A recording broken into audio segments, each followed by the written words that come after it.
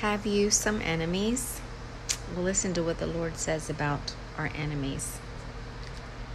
This is Matthew 5, verse 43. You have heard that it was said, this is back in Moses' time, you shall love your neighbor and hate your enemy. But I, Jesus, says to you, love your enemies. Bless those who curse you. Do good to those who hate you. And pray for those who spitefully use you and persecute you,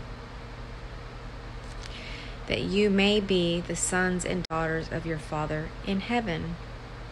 For he makes his sun rise on the evil and on the good. And he sends rain on the just and on the unjust. That means he sends the rain on the good and on the evil. Okay? The people. Whether you're good, whether you're evil, whether you love him, whether you hate him, you're going to have trials and you're going to have tribulations. He is not a respecter of men the way we humans see men or mankind. So just hear what he's telling you. Okay? For if you love those who love you only, what reward have you? Don't even the tax collectors do the same? Don't the tax collectors love those who love them? Even in our time, even in their time, in Moses' time. He's giving you an example. Okay? I'm going to go back and reread Matthew 5, verse 43, and we're going to get this. Okay? We're going to get this. You have heard that it was said, you shall love your neighbor and hate your enemy. But I, Jesus, Yahushua, I say to you, love your enemies, not like your enemies, not tolerate your enemies, not hang out with your enemies. Just love your enemies. Bless those who curse you. Do good to those who hate you. And pray for those who spitefully use you and persecute you. Oh my gosh, let that sink in. So my question to you is, do you have anybody today, June the 4th, 2020, do you have anyone today who hates you? Do you have anyone today who is your enemy? Do you have anyone today who curses you to the ground, curses to your face, or curses behind your back, or curses you on Facebook, or on Instagram, or on Snapchat, or curses you at school, or curses you at work, or gossips about you? Do you have any people or a person in your life who hates you, absolutely hates you without cause whatsoever? They can just look at you and they hate you and you've done nothing to them. Do you have any of those in your life? Do you?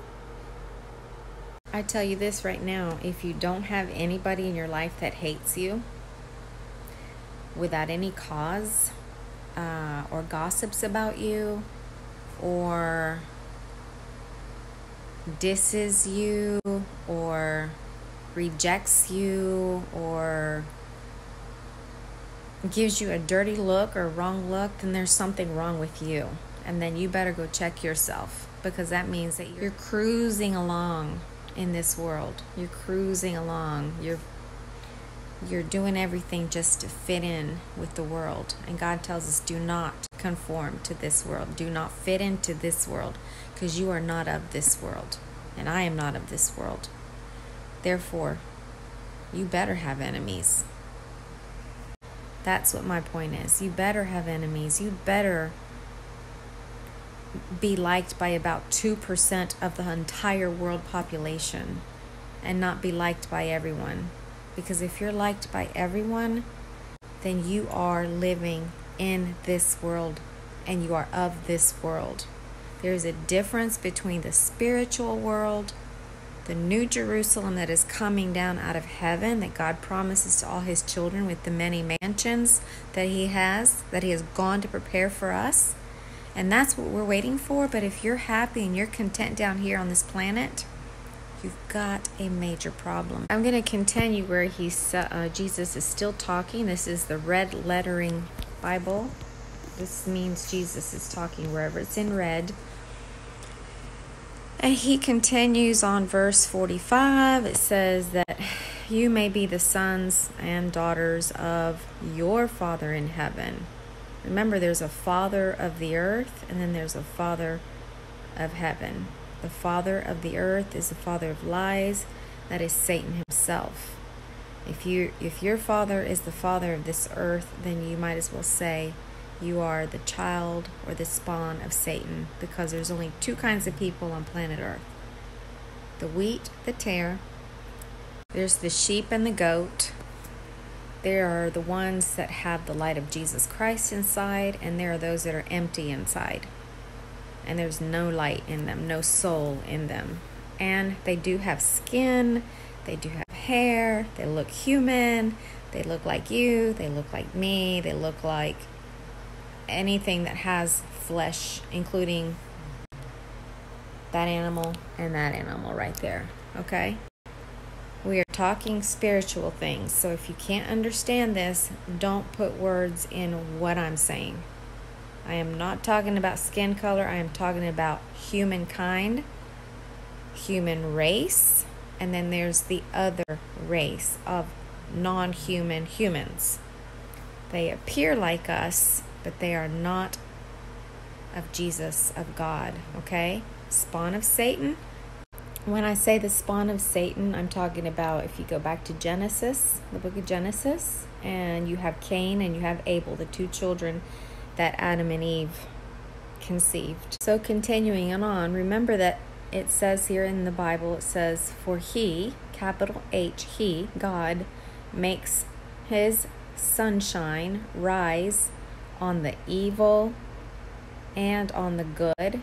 He also sends rain on the just persons and the unjust persons. Okay? Everything is made for everybody and everything here down on planet Earth. Then he tells us again, he says, for if you love those who love you, what reward have you? Aren't we down here so that we can choose our rewards which are awaiting us in heaven? We're told that, okay? Everything that you do has a reward, a consequence, for good or for evil.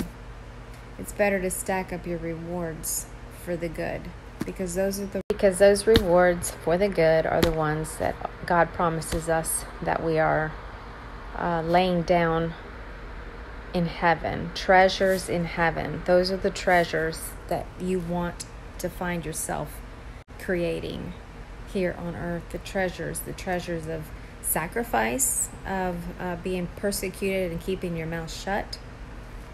You don't defend yourself. Jesus never defended himself.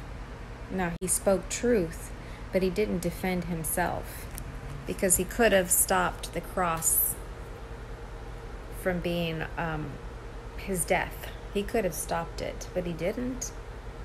He laid down his life like a little innocent lamb, little baby. Just picture a baby lamb, and ew. And imagine it being crucified and not one bleep coming out of its mouth. And Jesus adds, is it not true that even the tax collectors do the same? Remember, tax collectors love those who are like them. A tax collector is not somebody to be proud of. It's not a job that I would ever have, nor would I ever want. I don't take anybody's money. I don't tax anybody. I wouldn't want people taxing me, even though we are taxed on every side of everything. You're taxed to death, basically. That is the joke that goes around. You are taxed to death. However, if you hate to be taxed and you don't want to tax others, take from others, then you know what I'm talking about. You're a child of God. Simple truths. Believe them. Okay, I'm back. I had to take a break for a second. So I'm continuing on verse 47 of Matthew chapter 5. And it says, if you greet your brethren, meaning your friends, okay, you greet them, you say, oh, hey, so-and-so, hey, so-and-so. But you only greet them. What do you do more than others? Do not even the tax collectors greet everyone? Let that sink in. Therefore you shall be perfect as your Father in heaven is perfect. Okay? Is that to say that we are perfect as human beings? Never. But if you want to be, I hate this, if you want to be perfect as your Father in heaven is perfect, then you want to love your enemies.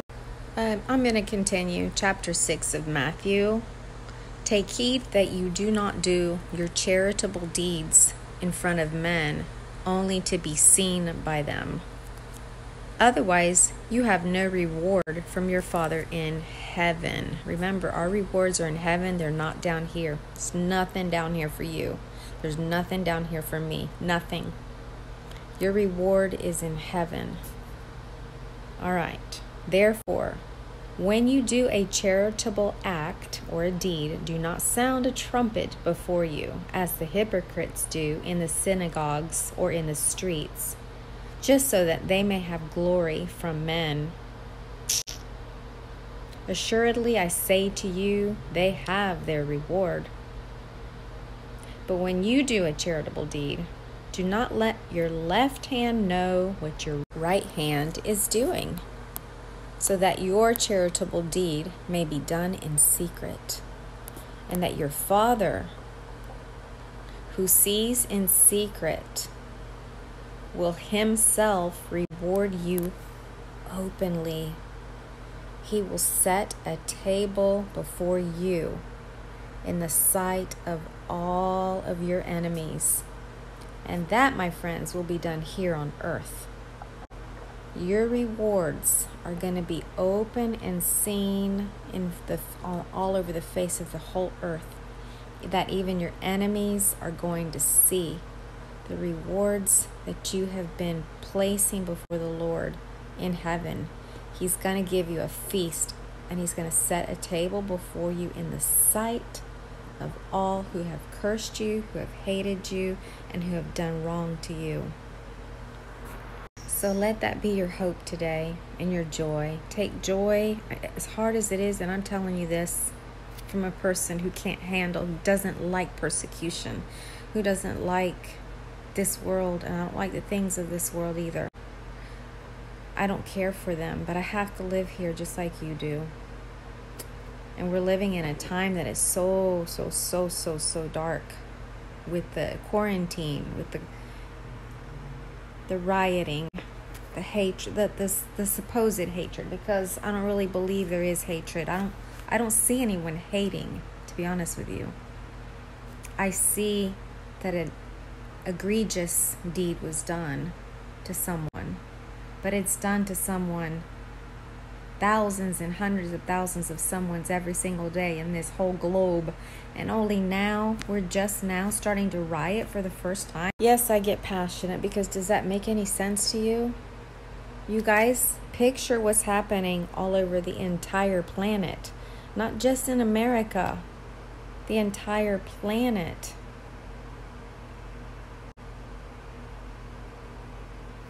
I have no words.